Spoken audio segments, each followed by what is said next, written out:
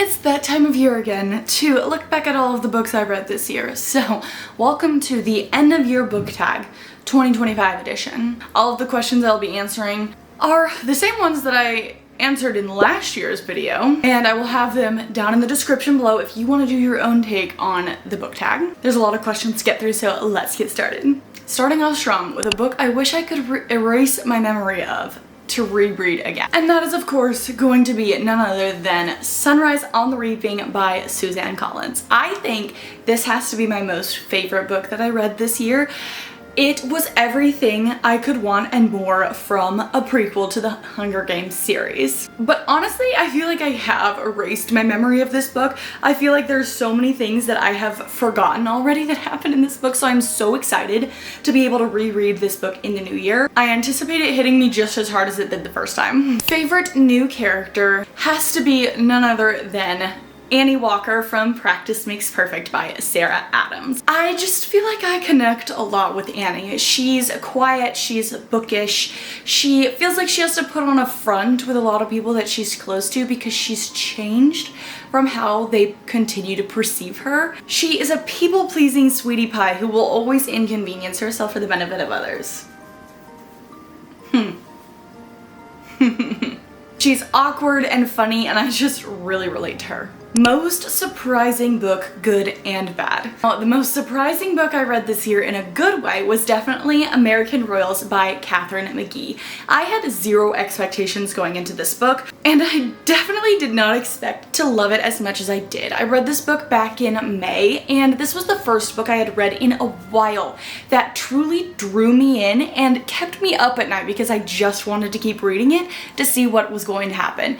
It's like Gossip Girl in a royalty kind of fashion, and I loved it so much. Now, the most surprising in a bad way was The Island by Natasha Preston. I was so excited about this book because it's a thriller that takes place on an island that is set to be a theme park, and I was so excited for this. There was way too much mentions of TikTok.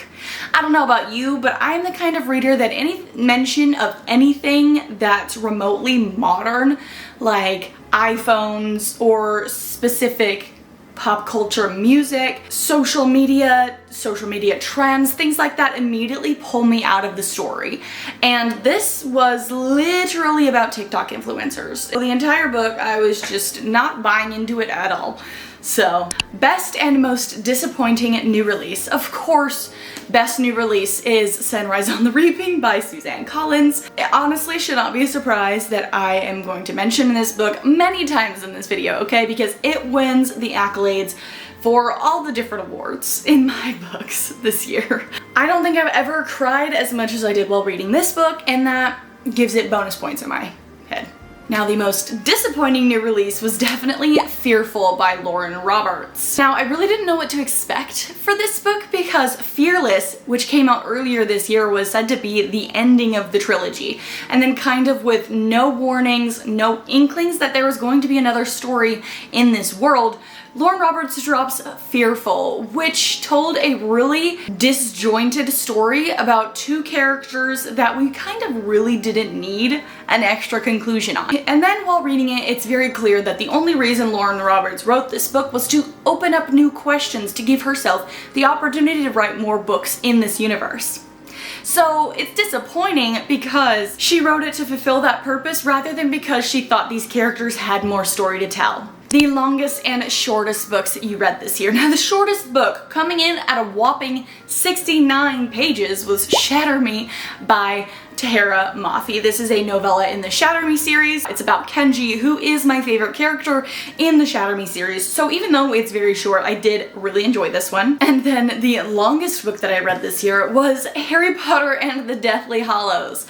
This book is no joke, but I love it. Every time I read it, I love this world, I love the Harry Potter universe, and I just fall back in love with it every time I get to read it. The most emotional book that I read this year, Sunrise on the Reaping by Suzanne Collins. Now, I mentioned that I don't think I've ever cried as much at a book as I did this book. This is a prequel to the original Hunger Games trilogy. So, you know how this book is going to end before you even open up to page 1 because this book follows Haymitch. And since we know Haymitch from the original Hunger Games trilogy, we know that of course Haymitch won his games, which means everybody else that was in the games is no longer with us. Knowing that, Suzanne Collins was able to write these characters in a way that you had no choice but to fall in love with them, knowing that it was going to absolutely break your heart and shatter your soul. The happiest book that I read this year was The 7-Year Slip by Ashley Poston.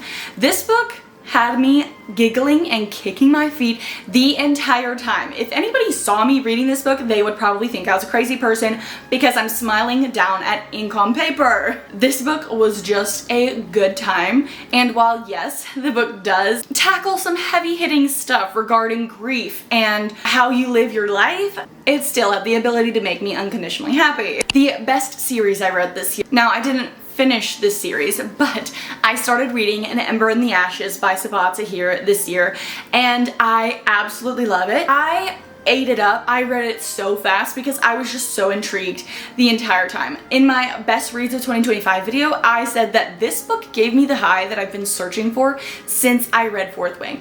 It's just a book that absolutely entrances me and a feeling that I don't get from a lot of books. I've read the first 2 books in the series and there are 2 more that I am so excited to read. I will probably finish them in the new year. The prettiest cover, I honestly don't really know. There were not a lot of strong contenders for this particular award, but in the end I decided to go with Accomplice to the Villain by Hannah Nicole Mayer. I think that her covers are really well thought out.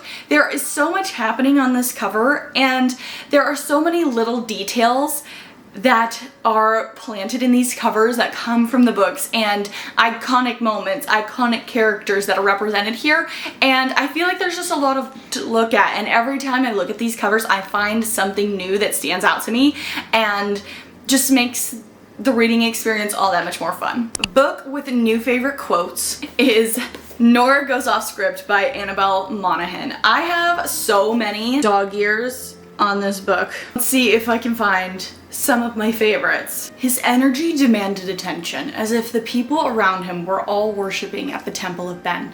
It's hard to explain what it's like to have a person like this focus all of his attention on you. I don't know if it comes across right in the movie, but there is this moment where you adopt everyone else's belief system and suddenly you're worshipping too. Have you ever felt like you're disappearing, he asks? Like you're sure one day you're gonna wake up and find that the truest parts of yourself have been replaced by someone else's plans. When I was 2 kids and 1 broken house into the marriage, I had to face the fact that Ben didn't really like much about me at all. He didn't like my worldview, my hair, my house.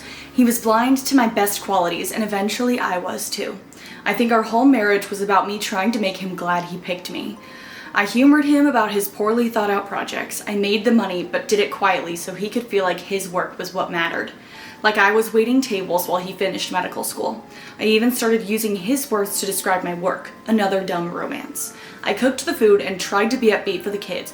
I remembered his mother's birthday and sent her gifts. It wasn't enough. The way that Annabel Monaghan can use words to capture feelings that so many people have but are unable to describe is just uncanny. So then of course my favorite new author that I read this year is Annabel Monaghan. I read 4 of her books this year and I loved them all, and I already have an e-arc of her book that comes out next year, Dolly All the Time. I will be reading that. Books that you finally read would have to, of course, be Percy Jackson by Rick Riordan. I had never read this series. I know I missed out. This was popular in like 2012. I know I'm like 13-ish years late, but I finally read them, right? Books you're glad you got off your TBR. The Queen of Nothing by Holly Black. This is the 3rd book in the Folk of the Air trilogy. I read the first 2 books in this series in the summer of 2023, so it had been 2 years by the time I read this book, and guess what? It was underwhelming. I don't know if it's because it had been so long since I read the other books in the series and I was just very disconnected and disjointed from this world. However, this particular series had always been sold to me as a romantasy and I simply never bought into the romance. There is no point in this trilogy when I believe that the characters actually care for each other. Their actions don't say it, they don't actually say it to each other, and so I just couldn't get it into this world at all. Book that should be made into a TV show or a movie. I would love a TV show of American Royals. I feel like there's so much there. I feel like it would be an amazing experience to watch the nuances of this book come alive on screen, see how these characters interact and how they portray themselves to the public. Yes.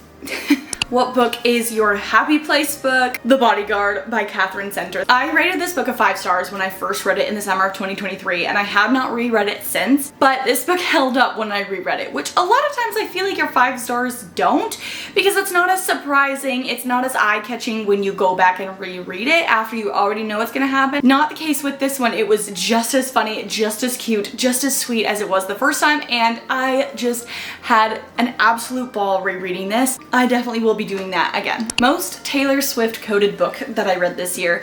There really is no other answer for me than Great Big Beautiful Life by Emily Henry. Emily Henry literally got the inspiration for this book from the song The Last Great American Dynasty by Taylor Swift. So the best book adaptation of the year, I literally do not think I watched a single book adaptation of the year. That's not true. I did watch The Summer I Turned Pretty. Not sure I'd call that the best. I mean, I watched Pride and Prejudice, not for the first time. This was probably like the 10th time. Unpopular book that you loved and vice versa. An unpopular book that I loved was A Novel Love Story by Ashley Poston. I feel like out of her books that she's released, this one is kind of the least liked for some reason. I don't know. I remember when it came out, there were tons of people who were super excited for it and then read it and were like, this was very underwhelming.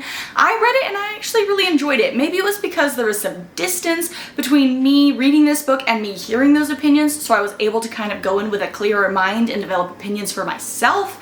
I don't know, but I really liked it. I wouldn't say it's my favorite, but I definitely didn't dislike it as much as most people did when it first came out. And so vice versa, a popular book that you read that you did not enjoy. For me, that would have to be Rebecca. I'm not even gonna try to pretend like I can pronounce this author's name. I don't do well with classics, so trying to read this, I just didn't get it.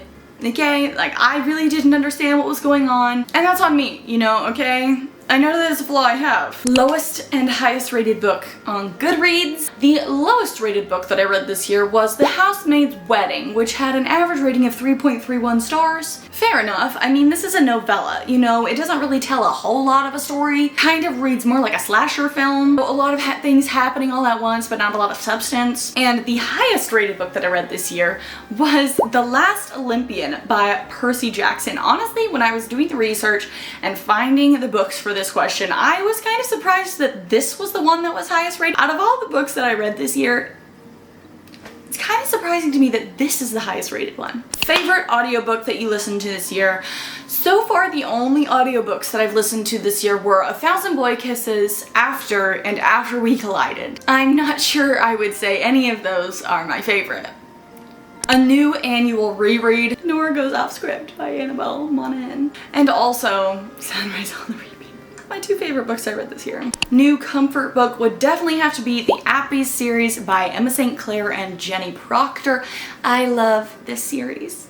I love this series so much. All of the guys in these books I fall in love with. They're absolute sweeties and they love their girls like no other, and they're just cute, fluffy little reads, and the perfect thing when I am just feeling in a cheesy romancy mood. I know I'm going to love this series. And lastly, we have Goodreads goal reflection. My Goodreads goal ended up being achievable. However, for most of the year, it was telling me I was behind. Last year I read 114 books, so I set my reading goal for 100 books this year and just managed to get there like in the last half of December. I don't know, I do feel like there was some points where I was stressed about reaching this goal, and so I was reading books really fast to try to add to that number, and I really just don't want that to happen again, so I kind of am thinking that I will lower the reading goal. Anyways, that is this year's end of year book tag. So many great books. mentioned in this video. I hope you'll take this as inspiration to do your own version of this, but that is all I have for you guys today. If you enjoyed this video, please give it a thumbs up to let me know that you enjoy this type of content.